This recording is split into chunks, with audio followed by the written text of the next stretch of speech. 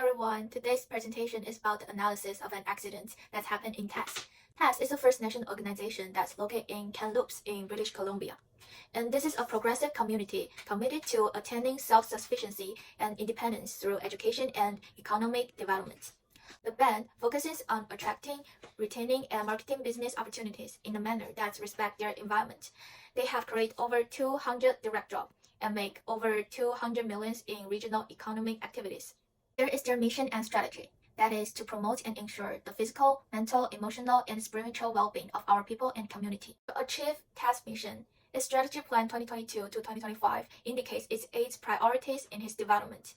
That is communication, engagement, community access, education, environmental stewardship, and clean energy and infrastructure. This strategy plan is expected to facilitate over 140 million in community investment. This will open up significant opportunities for leasing and land development. The direct competitor in the business context might not be clearly defined because the concept of competition in commercial sense might not apply to the First Nation community. But it has a potential competitor. It could be defined as the other First Nation governments or communities. For example, the Okanagan Nation, which is located in the southern parts of the TAS Nation. It is also an Aboriginal group with its own unique culture and history. TAS development policy align well with its strategy. They value innovation, collaboration, and personal growth. They both welcome professionals and individuals who are just starting their career. Both of them can be their potential candidates. They preferring hiring the Aboriginal people in accordance with the Canadian Human Rights Act and BC Human Rights Code. On May 26, 2022, the release of a significant amount of ammonia happened at an ice-making facility in an industrial park on the ice reserve. As a result, 1 person died, 2 others were injured. The area around the plant had to be evacuated, and nearby businesses were temporarily closed. The unexpected release was contributed by the lack of ammonia removal. The refrigeration was shut down in 2015, but the ammonia was not properly removed, which set the stage for the accident in 2022. The release of the remaining ammonia not only broke assessed commitment to environmental stewardship, but also threaten its potential partnership development, since this oversight is highly likely to damage assets' reputation. So miscommunication, the staffing changes over this year caused miscommunications and misunderstanding on the division of responsibility, particularly concerning the removal of ammonia. The recently hired workers were under the impression that ammonia had been cleared away, when in fact it hadn't. The miscommunication about ammonia removal indicated that improvements are necessary for operation safety and the staffing change process. Lastly, non-engagement of licensed refrigeration contractors and incorrect assumptions. As the now employed professionals with necessary skills and knowledge to prepare for the final assembly of the equipment, which led to the failure to identify the ammonia that remain in the system by conducting qualified assessments. The absence of evidence-based decision tends to not only reinforce the existence of improper operations, but also indicate a pitfall in assets recruitment process. And then we move to the recommendation for these current issues. To begin with, TAS should provide compensation to dead and injured worker.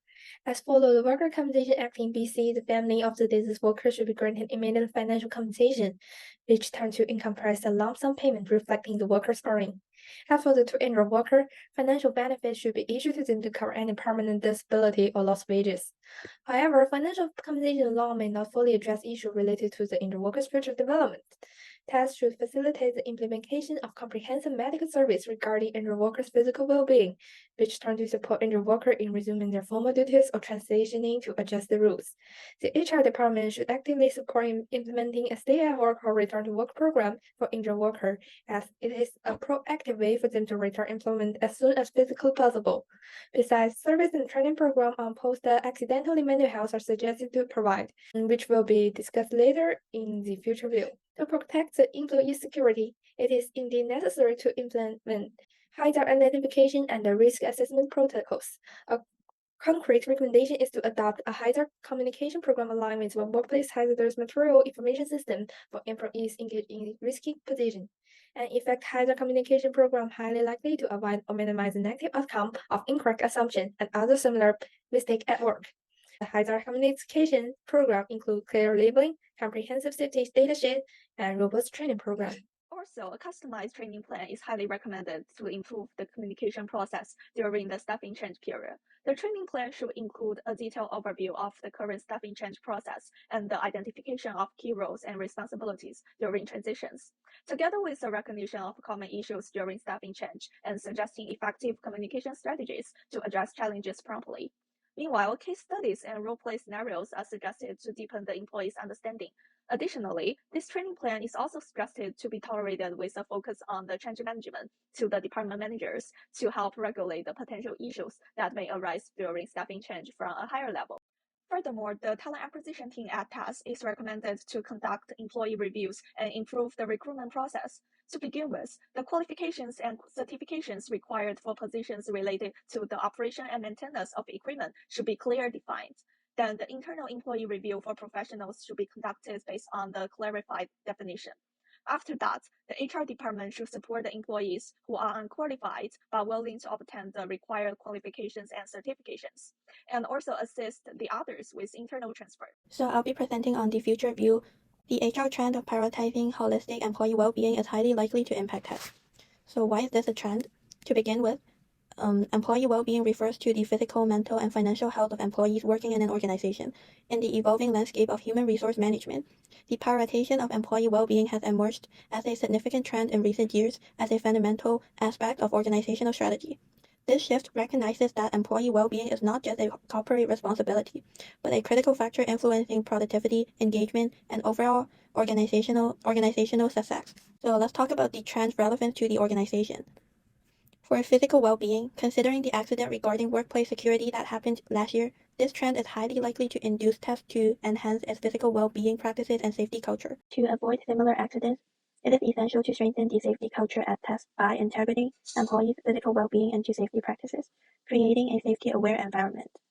For mental well-being, since the impact of such a traumatic event on the workforce is highly likely to be profound, TAS should provide support regarding mental well-being to its employees.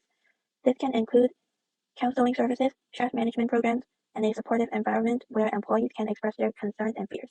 There is a recommendation for the future view. How can we take advantage of the positive impact of the trend? Firstly, background check and risk reduction. By focusing on the holistic well-being of employees, TAS can return to its original working status as quickly as possible and foster a safety-conscious culture after the accident. Secondly, improving employee engagement and productivity. Employees who feel cared for and supported tend to be more engaged and productive, leading to a better community environment, smoother operations, and improved quality in TAS initiatives. This also aligns with TAS strategy regarding communication and engagement. Thirdly, attracting and retaining talent. Emphasizing employee well-being could lower the adverse impacts on TAS after the accident. This tends to also salvage TAS' appeal as an employer, not just within indigenous community, but also in the broader job market. The implementation of the practice will also face some challenges. The first challenge is potential discrimination. Well-being programs may not be accessible to everyone and could disproportionately serve some groups over others. Initiatives that heavily focus on physical health might overlook the needs of employees with disabilities. Similarly, mental health programs might not adequately address the unique challenges faced by minority groups, including indigenous employees at TAS. The solution of this challenge is comprehensive policies and training. TAS should develop clear anti-discrimination policies that explicitly include people with underlying diseases and disabilities. Meanwhile, regular training sessions should be conducted to educate employees and management about these policies and the importance of inclusivity. Moreover, regular training sessions can also be physically integrated into ongoing professional development programs. Let's continue with the second challenge, employees' privacy. First, data confidentiality. Wellbeing program often requires employees to share personal health information. This might lead to privacy concerns if employees fear that data could be exposed or misused. Second, civilian concerns. Some well-being initiative might involve monitoring employees' activities or behaviors, such as through fitness tracker or mental health apps. This might be risking employees' trust or willingness to engage with the programs. So to address this issue, our organization has devised a comprehensive solution. The first step is to strengthen privacy policy and procedures. Our organization should develop stringent privacy policies to ensure that all employee data collection, storage, and processing comply with legal regulations and best practice.